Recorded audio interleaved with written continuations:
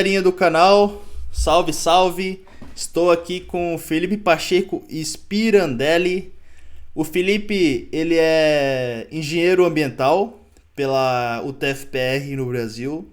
Realizou seu mestrado no Instituto Politécnico de Bragança, em Portugal, em tecnologia ambiental e, atualmente, ele realiza seu doutorado em biodiversidade, genética e evolução. Primeiramente, Felipe, muito obrigado pela sua disponibilidade, pelo seu tempo e com certeza vamos aprender muito aqui contigo. Muito obrigado. Bom, primeiramente, antes de mais nada, agradecer. O Carlos é uma pessoa que eu admiro demais o trabalho dele e vem sendo, sempre trazendo, né, profissionais especialistas de diversas áreas, de diversos assuntos, para enriquecer o seu canal, o seu público, seu conhecimento também, é óbvio. Mas eu acho importante isso, né, você trazer pessoas que já vêm anos trabalhando com aquilo, que tem um certo embasamento, e fazer com que seu público construa sua própria ideia, sua própria opinião, né? E que não fique nesse, né? Diz que me diz, que eu acho que, não. Tem que. Eu admiro muito essa parte no trabalho do Carlos. Bom, antes de mais nada, então, como o Obrigado. Carlos me apresentou, eu sou engenheiro ambiental. Vou falar um pouquinho sobre o meu projeto que eu venho trabalhando desde o mestrado até os meus trabalhos atuais. Hoje vamos falar um pouco sobre a ecologia da paisagem numa vertente mais sobre seus mecanismos, né? Então seria a conectividade da paisagem em prol da conservação de animais que estão ameaçados de extinção, certo? Bom, então antes de mais nada, para a gente entender um pouco isso, falar um pouco sobre a nossa contribuição, né, as nossas mazelas, o que o ser humano faz, as ações antrópicas que prejudicam o meio ambiente, que muita gente já sabe, tem noção, mas seria interessante relembrar um pouco, né, principalmente a disposição incorreta de resíduos no meio ambiente. Cada vez mais vem aumentando o número de resíduos, principalmente sólidos, mas também os resíduos efluentes, descartados de modo incorreto no meio ambiente, que causam um dano enorme, principalmente nas áreas de florestas, onde acolhe e abriga uma grande biodiversidade, né? Polui solos, polui os corpos hídricos, né? Também, de uma certa forma, polui a atmosfera, né? Então, seria uma grande mazela também com relação aos cuidados do meio ambiente. A expansão urbana, que vem cada vez mais sendo uma pauta também, né? O número, a população vem crescendo cada vez mais, as indústrias vêm também se expandindo junto com essa expansão urbana, e com isso, né, os problemas, principalmente toneladas de gases contaminantes atmosféricos são liberados por dia por conta dessas indústrias, trazendo um grande impacto na nossa camada atmosférica, né? E não só com as indústrias, né? Mas também quando falamos sobre a, os incêndios florestais, que são um grande problema, uma grande problemática atual. Os incêndios, nós precisamos entender que ele faz parte, em muitos biomas, faz parte da paisagem, que seriam os incêndios naturais, não? Mas só que a grande parte deles não é de modo natural, e sim proposital, ou seja, provém de ações antrópicas, né? E isso, na maioria dos casos, é visando o lucro e economia. Colocam fogo em determinada área de floresta, desmatam isso com um modo mecanizado, tira esses resíduos de florestas que sobram e faz a plantação e o cultivo de agricultura, né? Que é é o principal fator que gira a economia, principalmente no Brasil, é a agricultura. Então, fazem isso de modo proposital e, claro, que degrada muito o meio ambiente e a sua biodiversidade. Uma outra atividade de grande impacto ambiental é a mineração. Principalmente, as atividades mineradoras estão muito intensificadas na região norte Nordeste e Sudeste do Brasil, Amazonas, Amapá, Pará, São Paulo, Minas Gerais. É uma atividade que tem uma grande mazela ambiental, traz riscos, contamina solo, contamina os lençóis freáticos e corpos hídricos. É uma atividade que possui além de um grande impacto, mas é muito mecanizada. Então, todos os tratores, caminhões muito pesados de alta carga vão fazendo todo um solapamento, né, que seria a compactação do solo, favorecendo também a erosão nessas áreas. É uma atividade de alto impacto e alto risco ambiental que existe no Brasil hoje. E o famoso desmatamento, né? Cada vez mais nós vemos, né, nas televisões, imprensa, o desmatamento é uma pauta que que vem sendo discutida já há anos, né? Principalmente agora o desmatamento que está tendo uma pequena fiscalização, já é um começo, mas antes era muito pior, não havia fiscalização, não havia legislação para esse tipo de atividade. Em regiões do Amazonas, né, muitos fazem um desmatamento ilegal, fazem o cultivo, principalmente de soja, né, ou outro tipo de alimento, nessas áreas de desmatamento ilegal, produzem esse alimento e vendem no preço de mercado. Então, olha só o lucro que eles têm nesse tipo de atividade, nesse tipo de área que é desmatada de modo ilegal, né? E algumas reportagens recentes foram lançadas na mídia e já denominaram esse tipo de soja, que provém de áreas de desmatamento ilegal, de soja suja, justamente por que provém dessas áreas que foram desmatadas de modo ilegal, não só na Amazônia, mas em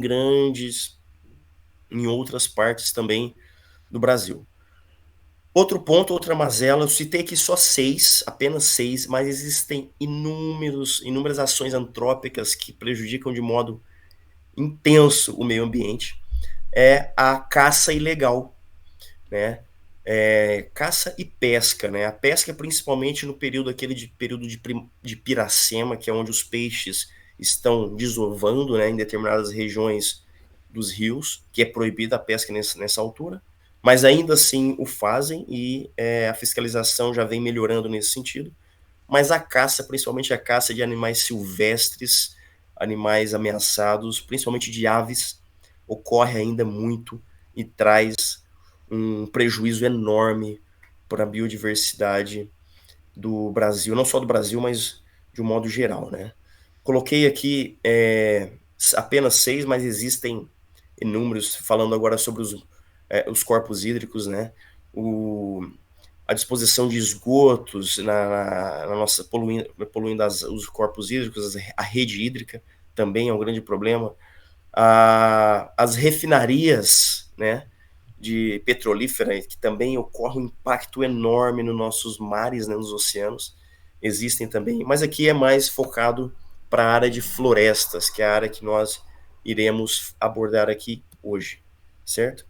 Agora uma pergunta que eu faço para o Carlos, não só para o Carlos, mas para o seu público, né, que nos assiste. Imagine um mundo sem florestas. Consegue imaginar isso? Vixe, É bem complicado. eu não consigo nem imaginar. E tanto que eu tava até vendo uma reportagem de uma empresa que agora em Barcelona tá agindo, que eles colocam, por exemplo, é, tem dois prédios e tem uma ruazinha no meio. E Certo. sabe aquelas estruturas que se coloca em cima para gerar sombra? Sim, sim, sim. E nessas estruturas tem tipo pequenas árvores, sabe? Ah, E porque é uma forma de ajudar a aumentar a quantidade de verde ali no sistema, né? é. Porque Sim, eu não sou da área ambiental, mas eu sei a responsabilidade das plantas para manter ali o sistema funcionando, né? Então, Sim, claro. por exemplo, se eu paro para pensar, imagine um mundo sem florestas. Eu imagino um mundo sem oxigênio. Exatamente. Então, se Exatamente. você fosse me Sim, perguntar isso, eu responderia isso. exatamente. E é real, né? É verdade. Isso que você comentou sobre Barcelona e tal, seria a questão da arborização urbana, né? Exato. Ou seja, nada mais é que você é, tira tudo que é de vegetação, coloca prédios, prédios e prédios. Chega um momento que, principalmente nos centros, no núcleo da cidade, já não há condições para você simplesmente viver. A qualidade do ar já está baixíssima, o clima, a água também, entendeu? Então, aí chega a esse ponto, né? Mas olha só que absurdo, né? Fazer sombreiros assim em cima dos prédios para colocar vegetação em cima. Olha só o ponto que chegamos. É. Mas olha só, mas para a gente pensar isso, vamos começar então pensando quais são as funções das florestas, para a gente entender, né, para ver qual a importância delas na nossa vida, né? Que a tendência para que isso? Tira tudo já não tem, entendeu? Então vamos lá. Ó, falando um pouco das florestas no sentido de abrigo de biodiversidade, é onde ocorre a interação entre fauna e flora, animais e plantas. Está totalmente relacionado. Ou seja, abrigo de espécies. Quando falamos sobre espécies, o que vem na nossa mente, é o leãozinho, é o animal, mas não. Nós temos que entender também que as plantas todas são espécies, né? Então, espécies é do modo geral, né? Então, essa interação, abrigo da biodiversidade, é você trazer recursos e é onde essas espécies encontram recursos naturais de sobrevivência, principalmente nas florestas, né? Bom, dizendo espécies que têm como seus habitats as florestas, né? Abrigo, recursos naturais, locais de nidificação, ou seja, locais onde podem construir seus ninhos, locais propícios para reprodução e principalmente o aumento de número de indivíduos. É aí que entra o fator também para começar a iniciar a saída dessas espécies do risco de extinção, aumentar seu número, e ocorre principalmente nas áreas de florestas. Então, a conservação da biodiversidade, né? Segundo ponto, e não menos importante, a qualidade do ar. Olha só como é gostoso a gente chegar no meio. Nossa, que ar puro, que ar gostoso. Isso no meio das florestas a gente encontra isso com facilidade, né? E por quê? É a troca, o sequestro. E outro ponto, já puxando, é o sequestro de carbono, né? Para que, eu acho que todos nós sabemos que qual que é o processo que as florestas fazem? Puxa para si o dióxido de carbono, que é um gás altamente que polui a atmosfera, e principalmente o fator da prejudicial à camada de ozônio, é o dióxido de carbono, armazena isso, esse dióxido, e em troca, em contrapartida, libera o O2, que é o oxigênio, que é o gás vida, né? Que nós precisamos desse gás para sobreviver. Então, olha só a função que as florestas fazem, né? É o sequestro de carbono, a conservação da biodiversidade. Outro ponto que eu coloquei aqui em forma de gota no nosso slide, que é o ciclo da água. Para quem não sabe, as florestas servem como esponja. Absorve a água da chuva, abastece os corpos hídricos, lençol freático, rios, tudo mais, nutre o solo e a própria vegetação, né? Frutos e tudo mais, e libera de forma gradual essa água, né? Partículas de água para a atmosfera. Então, também é outra função. Eu coloquei mais um aqui, não menos importante, e tem muitas outras funções. Eu coloquei apenas algumas para a gente não prolongar muito. É o ecoturismo, ou seja, nos ajuda também, né? Por mais que a gente, pelas ações antrópicas, matamos as nossas florestas, mas ainda assim ela nos ajuda. É o ecoturismo. Quem não gosta de fazer aquela trilha ecológica, um fim de semana na cachoeira e tal, as florestas nos proporcionam isso, né? Então, ou seja, aquele hotel fazenda, aquela pousada, abrir a janela, né, olhar aquela paisagem, isso as nossas florestas, né, proporciona esse momento de lazer, esse relaxamento. É muito interessante.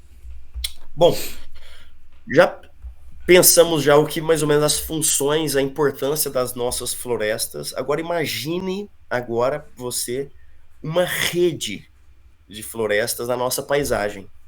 Várias florestas dispersas em rede, habitats que abrigam biodiversidade, espécies, tem também toda essa função, né, de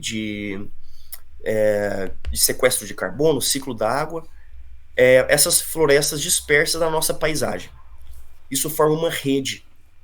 Essa rede que tem a capacidade e permite que tem essa facilidade com que espécies se dispersam entre essas florestas em busca de recursos naturais, em busca de reproduzir, aumentar o número de indivíduos, que é o fator principal para a saída do risco de extinção. Então, toda essa rede, essa permissão de mobilidade de organismos entre as florestas é o que nós também denominamos de conectividade. Então, o que é conectividade dentro dessa rede de florestas? Nada mais é que a capacidade que a paisagem possui, né, que essas florestas possuem, de fazer com que os animais, as espécies, organismos, né, se dispersam entre áreas de florestas. Por que se dispersar? Para buscar mais recursos naturais, abrigo, reprodução, né, que influencia isso na reprodução, que é principalmente através da reprodução o que faz com que o número de indivíduos aumente, possa aumentar, e que é o fator principal para a saída dessas espécies do risco de extinção. É a conectividade, que é o ponto principal que eu trabalho hoje, já venho trabalhando desde o mestrado, né? Uma paisagem bem conectada, ou seja, uma paisagem que tem uma rede de florestas bem estruturada, bem distribuída, é uma paisagem que tem uma maior vantagem perante outras de reintrodução de espécies, por exemplo. Espécies silvestres que são cuidadas em cativeiro, para ser reintroduzidas em um meio natural, precisa ter essa avaliação de conectividade. Onde é a área que é mais bem conectada para a gente reintroduzir essa espécie novamente no seu habitat natural, né? Então isso é toda uma rede que nós estudamos aqui já desde alguns anos até hoje. E mais ou menos eu coloquei aqui uma figura que é uma prévia de um resultado de um estudo que trabalhamos no mestrado, né? Essa parte onde nós vemos essa imagem é a região centro-norte de Portugal. O meu trabalho foi projetar rotas, corredores ecológicos de dispersão, onde são as rotas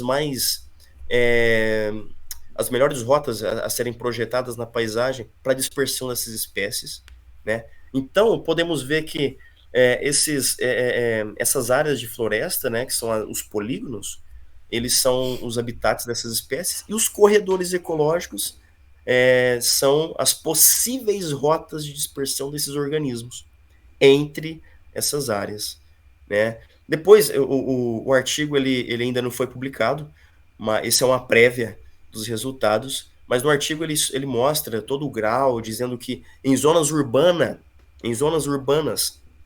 da paisagem foi onde praticamente não obteve corredores ecológicos. Como que imagina uma espécie atravessando um centro urbano, o risco de mortalidade é enorme, né? Então, os corredores eles são projetados em áreas mais de menor resistência ou maior facilidade de dispersão, certo? E com isso vem a questão da conservação de espécies ameaçadas. Como nós conservamos uma espécie que está ameaçada? Como fazemos esse planejamento? Como fazemos esse gerenciamento? São muitos fatores. Um desses fatores é o que eu comentei, o que eu falei, o que eu vim apresentando aqui para vocês. É a conectividade. A conectividade nada mais é que um mecanismo ecológico da paisagem. A paisagem, esse mecanismo permite com que a espécie que está num número reduzido de indivíduos possa se dispersar, buscando recursos naturais, buscando novos habitats, e com o habitat ideal, automaticamente ela se reproduz.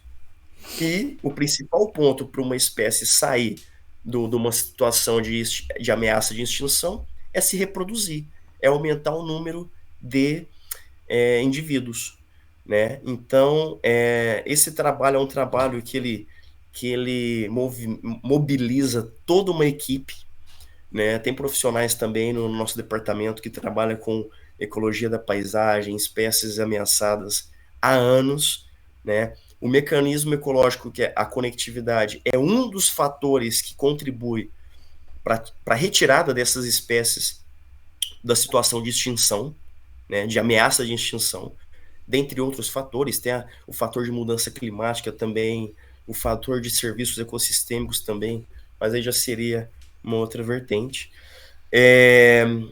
E a conectividade é algo que nós trabalhamos, então, mais específico aqui no nosso departamento, certo?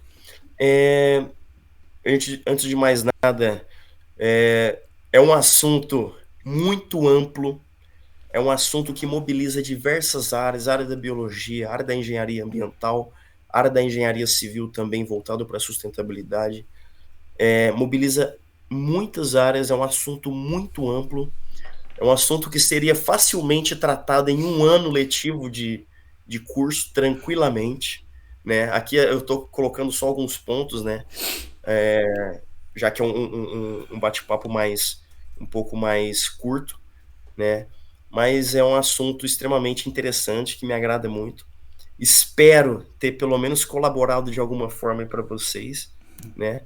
Então eu quero agradecer aí o convite do Carlos. Para quem quiser ter algum tipo de mais informações sobre o assunto ou algum material suporte que eu posso disponibilizar, tem aqui o meu contato, meu e-mail, minha rede social que eu trabalho mais, certo?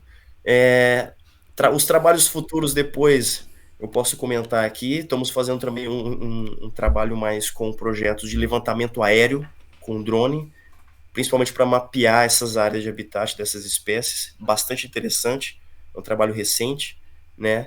E já também tem material novo sobre tutorial sobre levantamento aéreo com drone, seja voltado para atividade profissional, para mercado de trabalho, ou para nível recreativo, né? Para quem tem seu drone e quer mais informações, já tem conteúdo novo também. Eu Maravilha, queria agradecer Filipão. mais uma vez o Carlos. Obrigado, Carlos. Obrigado eu. Olha, eu achei muito interessante. Eu já tinha ouvido falar sobre a conectividade de florestas, mas você acabou com muita maestria dando uma perspectiva geral, porque existem fatores que nós conseguimos controlar e existem fatores que são muito mais difíceis de serem controlados, por exemplo, a questão ali das mudanças climáticas e tudo mais. Então, quando a gente fala, começa a observar que você primeiro começou ali abordando as causas, né, os problemas, as ações antrópicas, e depois uma das formas de resolver esses problemas, né?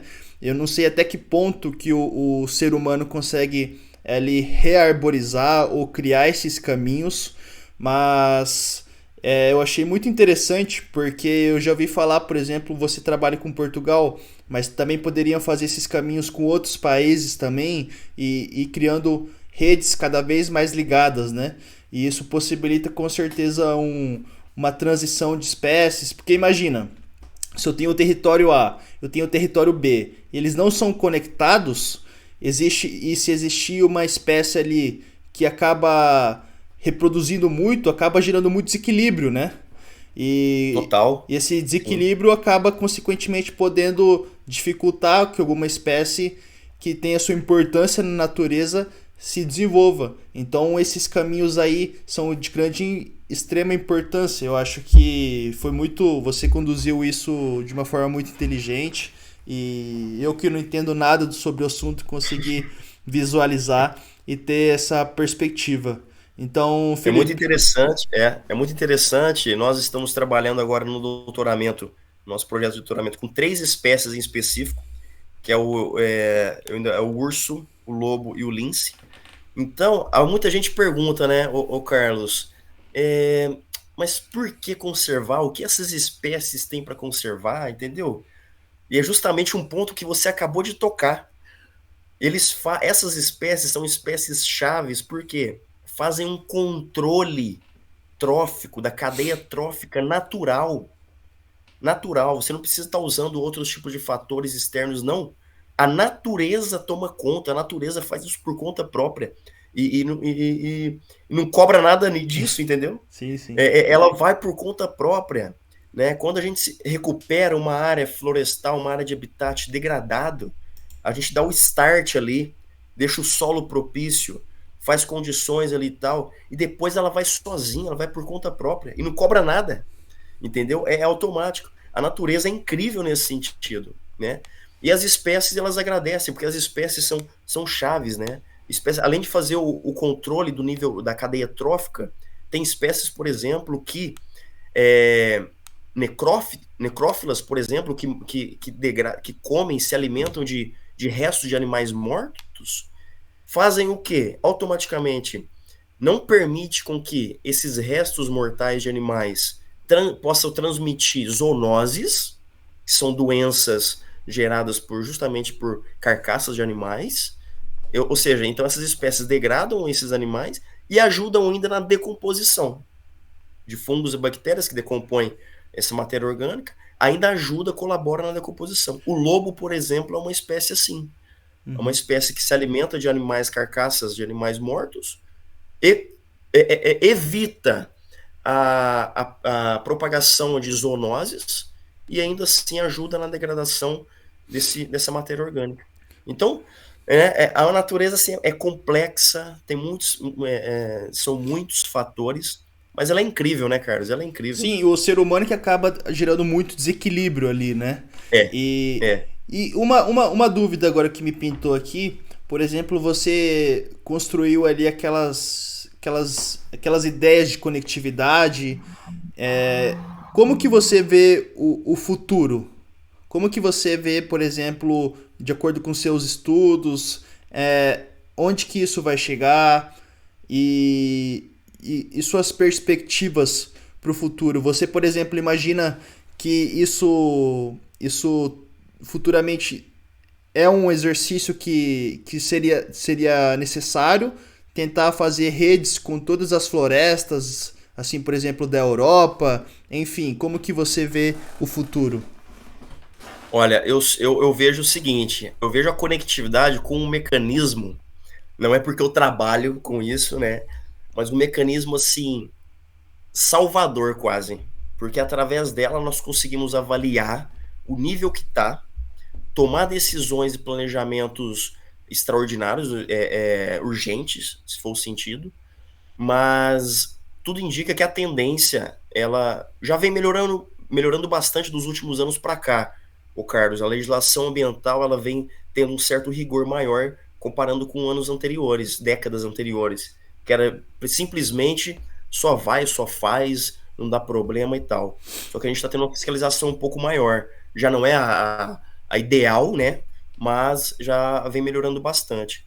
Mas eu vejo a conectividade como um fator primordial para a conservação da biodiversidade, principalmente das florestas, né? É nós construirmos uma rede, aumentar essa rede que conecta essas florestas, aumentar a área de floresta, seja por meio da recuperação de área degradada, ou simplesmente aumentando, não recuperando áreas degradadas, mas também fazendo atividades de reflorestamento.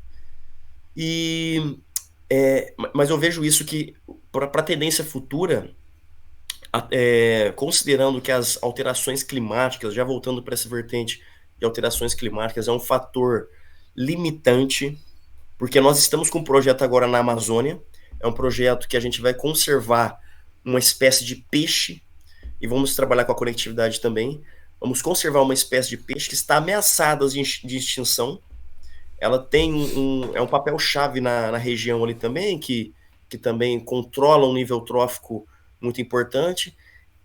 E já registros, Carlos, que com o aumento da temperatura para os próximos anos, essa espécie tende a subir a bacia, porque ela está numa região mais intermediária e baixa da bacia, buscando regiões um pouco mais frescas, de temperatura ideal, Sim, e a tendência dela é, se aumentar muito essa temperatura, essa média, é ela simplesmente desaparecer.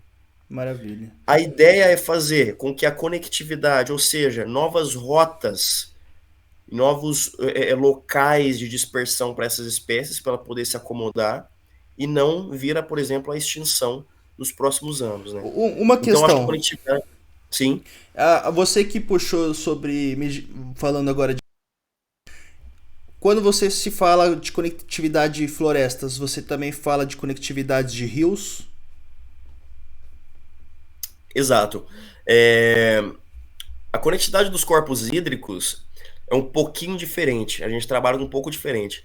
Eu sou especialista na conectividade de florestas, né? Então, ou Sim. seja, no meio terrestre.